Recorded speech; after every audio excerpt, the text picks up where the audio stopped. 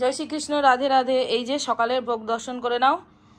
ভোগের থালিতে আছে ডাল, আলু ভাজা, অন্ন আর তুলসী পত্র। এটা পুরোটাই মৌলি রান্না করেছে, কারণ আমি রান্নার দিকে এখন যেতে পারছি না। আর এই যে আমার মা এত সুন্দর একটা মালা গেঁথে নিয়ে সকাল সকাল চলে এসছেন ওদেরকে শৃঙ্গার করানোর জন্য।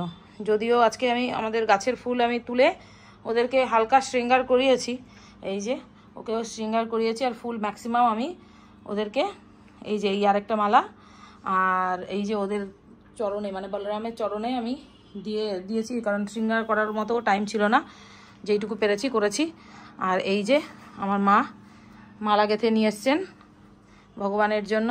দেখো কত সুন্দর মালা। এই মালা তুমি পয়সা দিয়ে বাজারে কিনতে পাবে না। বাজারে যে মালা পাওয়া যায় এত সুন্দর দেখতে হবে না, মানে সত্যি খুব ভাল লাগছে মালাগুলো। তো এই যে এই মালাটা দেখো কত অপূর্ব। তো যদিও একটু পর ওদের ড্রেস চেঞ্জের সেশন শুরু হয়ে যাবে, কারণ এত জনা তো এই জন্য আস্তে আস্তে মানে এক এক করে সবারই ড্রেস চেঞ্জ করতে হবে। আর একটু পরে না হলেও মোটামুটি রাত থেকে স্টার্ট হয়ে যাবে, অথবা কালকে ভোর সকাল মানে একদম বেশি ফার্স্ট মর্নিংয়ে।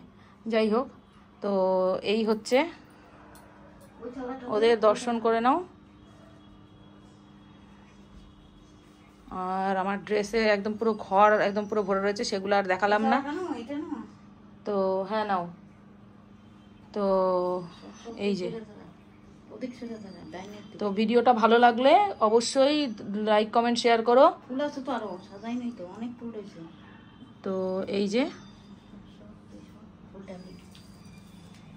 হ্যাঁ ঢালো। তো এই হচ্ছে, আগের ফুলগুলো একটু সরিয়ে নাও, দেখো এর মধ্যে ফুল রয়েছে কয়েকটা। আমি লাস্টে ফুলের সুটা ফুল আমি জানি।